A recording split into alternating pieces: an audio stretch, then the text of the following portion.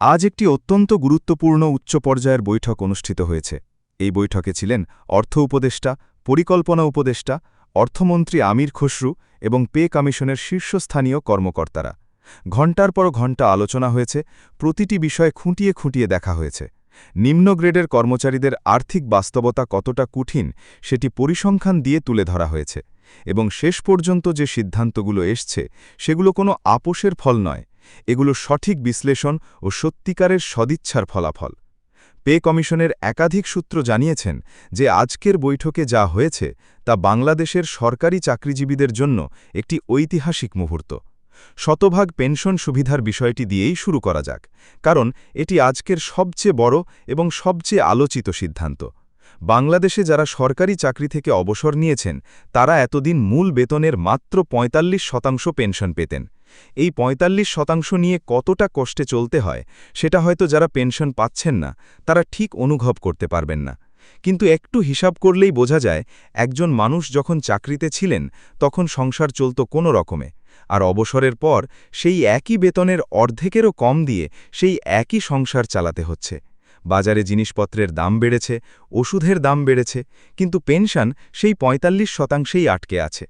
এই বাস্তবতায় বহু অবসরপ্রাপ্ত কর্মচারী পরিবারকে কার্যত দারিদ্র্যের মধ্যে জীবন কাটাতে হচ্ছিল।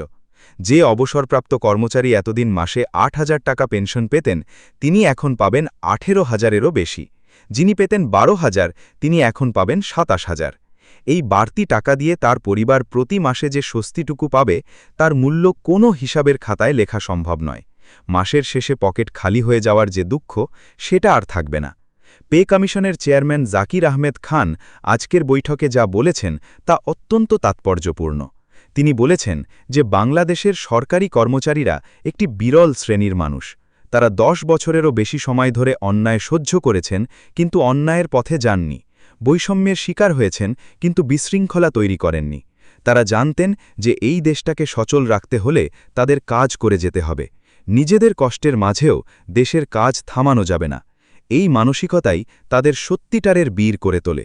প্রধানমন্ত্রী তারেক রহমান নিজেই আজকের বৈঠকে এই কথার সঙ্গে সহমত পোষণ করে বলেছেন যে এই দেশের সরকারি কর্মচারীরা প্রশংসার দাবিদার, এবং তাদের দীর্ঘ সংগ্রামের ন্যায্য স্বীকৃতি দেওয়া সরকারের নৈতিক দায়িত্ব। এবার গ্রেড পরিবর্তনের প্রসঙ্গে আসা যাক। এই বিষয়টি নিয়ে দীর্ঘদিন ধরে কথা হচ্ছিল। বিশেষজ্ঞরা বলছিলেন, পে কমিশনের সদস্যরা বলছিলেন, এমনকি সচিব পর্যায়ের কর্মকর্তারাও বলছিলেন যে বর্তমান ২০ গ্রেডের কাঠামো রেখে শুধু বেতন বাড়ালে সমস্যার সমাধান হবে না। এই কাঠামোটাই মূল সমস্যা। কারণ ২০টি গ্রেডের এই দীর্ঘ সিঁড়িতে নিম্ন গ্রেডের কর্মচারীরা একেবারে নিচের ধাপে আটকে থাকেন।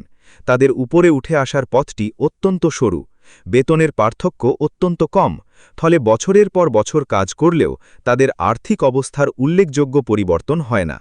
অন্যদিকে উচ্চ গ্রেডের কর্মকর্তারা প্রতিটি ধাপে অনেক বেশি সুবিধা পান।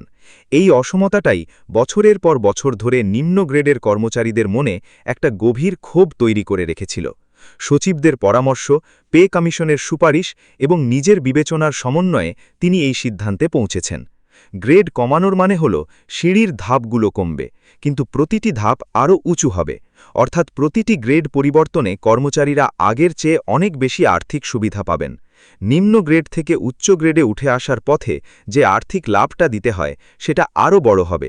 ফলে যারা নিম্ন গ্রেডে আছেন তারা আরও দ্রুত এবং আরও বেশি সুবিধা পাবেন। প্রধানমন্ত্রী তারেক রহমান ও অর্থমন্ত্রী আমির খসরু আজকের অভ্যন্তরীণ বৈঠকে স্পষ্টভাবে বলেছেন যে গ্রেড অপরিবর্তিত রাখলে যতই বেতনই বাড়ানো হোক, কর্মচারীরা কখনোই পর্যাপ্ত সুবিধা পাবেন না। তাই গ্রেড পরিবর্তনটাই আগে করতে হবে।